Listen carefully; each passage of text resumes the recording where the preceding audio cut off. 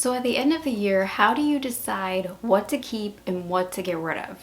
When it comes to homeschool curriculum, I feel like this is such a hard decision, but I recently decluttered about 70% of all of my curriculum, and I'm going to give you the rules as far as what I kept.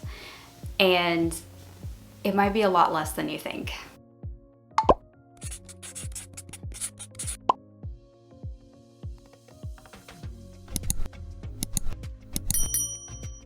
Hey friends, welcome to my channel. My name is Mandy, the Handmade Homeschooler. Today I'm talking about getting rid of curriculum, and more specifically what I decided to keep and kind of the rules that I made for myself. I totally made these up. These are just personal to me. Of course, you don't have to follow my rules. Do whatever you want. However, this is how I really got everything out of my homeschool room and just purged it. Now, I've been doing this like decluttering journey through my entire house, and I saved the homeschool curriculum until like the last thing because I knew it was going to be a really hard thing for me to do. So I wanted to exercise my decluttering muscles, and yes, it is like a real thing. Like when you declutter, and you know, the more you do it, the easier it gets, kind of like exercising. The more you do it, the easier it gets, and those decisions don't become so hard. You don't have that like decision fatigue as much. So I found that leaving it till one of the last things that I do is actually probably the best thing for me because it was so much easier for me to do this. However, here's some rules that I made up for what to actually hold on to in our closet. So I had boxes, and I mean tons of boxes of curriculum. They were in the closet, they were on the shelf, they were on the floor, they were in my bedroom closet where they do not belong. And I just had to pull all of them out. So I had my kids help me, and we just pulled everything out. And I just started kind of making piles, like keep, throw away, which like workbooks and things like that. Things that were totally torn up, could not be used again, and donate. And wow, it was crazy. If you guys had seen how much stuff I had, it would be really embarrassing. I would be really embarrassed. But it's one of those things, like when it's in a box and it's like put away somewhere like that, I totally forget I had it. I forgot that I had 2 boxes of curriculum in my actual closet for my clothes personally. And then when I realized all the stuff that was in there, it was just like a head slap moment. Like, oh, I did not need to buy this. I did not need to buy this. I didn't need to buy this. Actually, I bought duplicates of this because I didn't realize that I had this. I was looking for this like 3 weeks ago and couldn't find it. It's because it was in my closet collecting dust.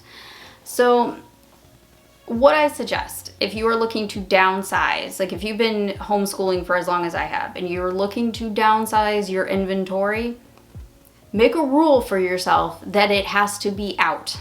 Like it has to be out on display if at all possible. The only exception to this rule is stuff that I'm not going to get to for multiple years. So I have a middle schooler now. I have high school curriculum put back for him. That was my oldest child's curriculum.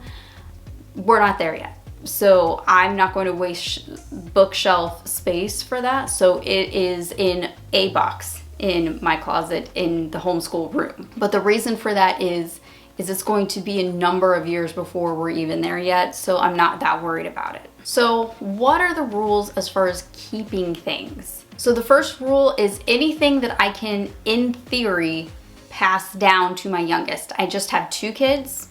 I have one that's graduating this coming spring, and I have one that is in 8th grade. Any of that high school curriculum that I can pass down, that I know I'm gonna have to pass down. I'm not talking about electives really, I'm talking about the core curriculum type of things that I know that he's gonna have for a graduation requirement. So like the science books and things like that. Anything that I know he's gonna have to use for a graduation credit, you know, for a transcript requirement, that type of thing. So that is an automatic, yes, save that. Electives, not so much. Unless it's an elective that is like you have to take this type of class, The rest of them I got rid of. And that was really hard for me because a lot of it was like, well, this is perfectly good curriculum. But I have two very different kids who have two very different interests, who have two very different paths of life that they are taking. So I don't feel like I need to save those electives that were like very specific to my oldest child, because my youngest child's not going to want to take those courses anyway. Number 2, oh, this one was so hard. Anything that I thought was not going to sell for a decent price on eBay. If I cannot make at least $50, I'm not going to sell it.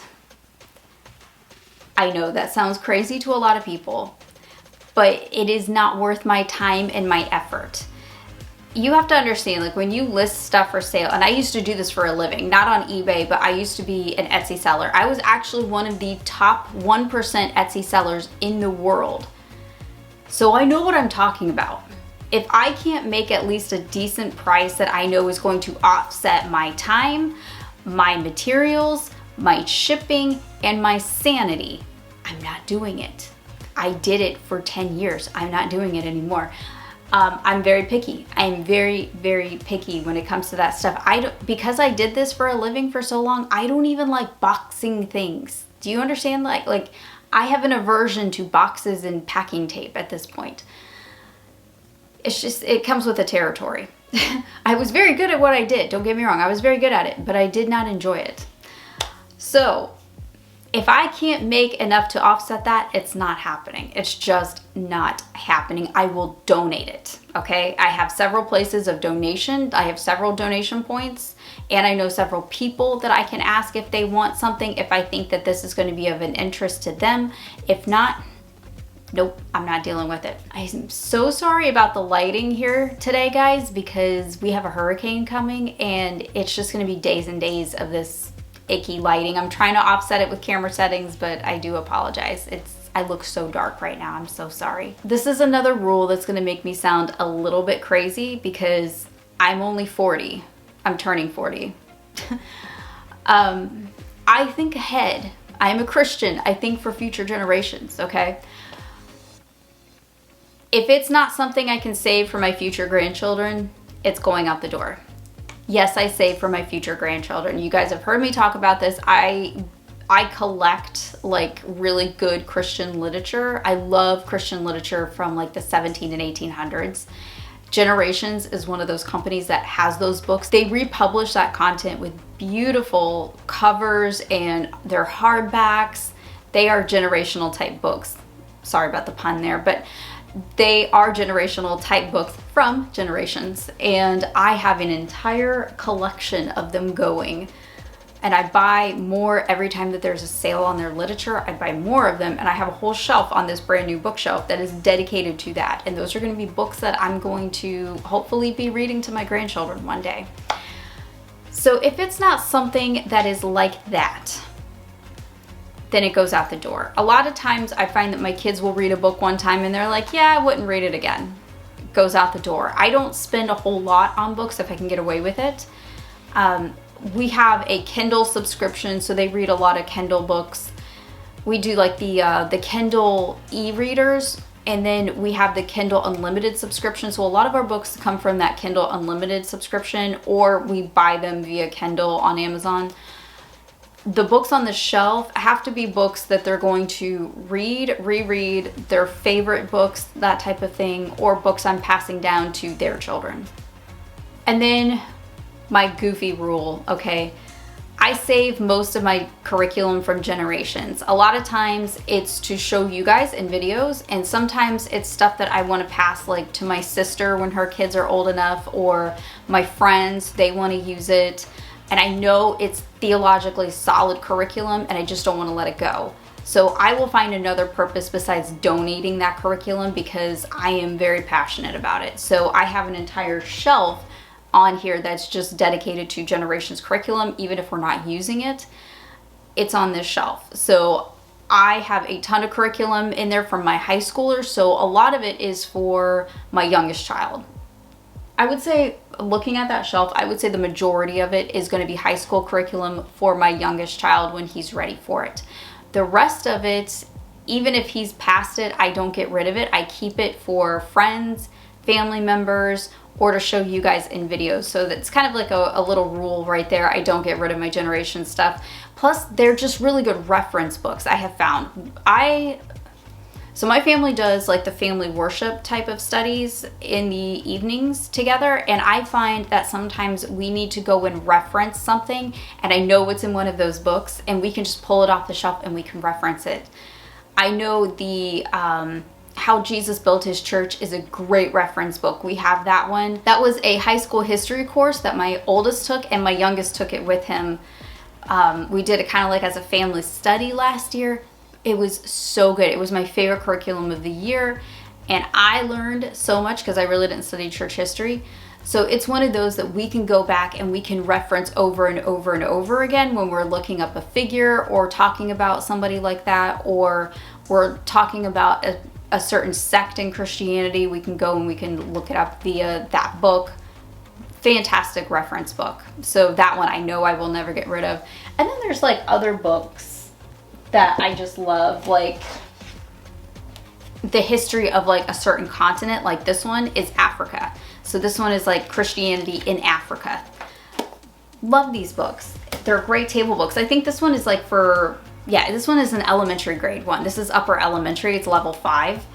But they're great books for referencing. So if you're looking up or talking about Africa, I can go grab this one, and it's an extra reference for my kids if they're writing a paper or something like that. And I know it's a good, solid resource. So that is how I decided what to keep. And it's not really what I decided to throw out. It's really what I decided to keep that kind of got me to narrow down everything and got boxes and boxes and boxes of books out of this house.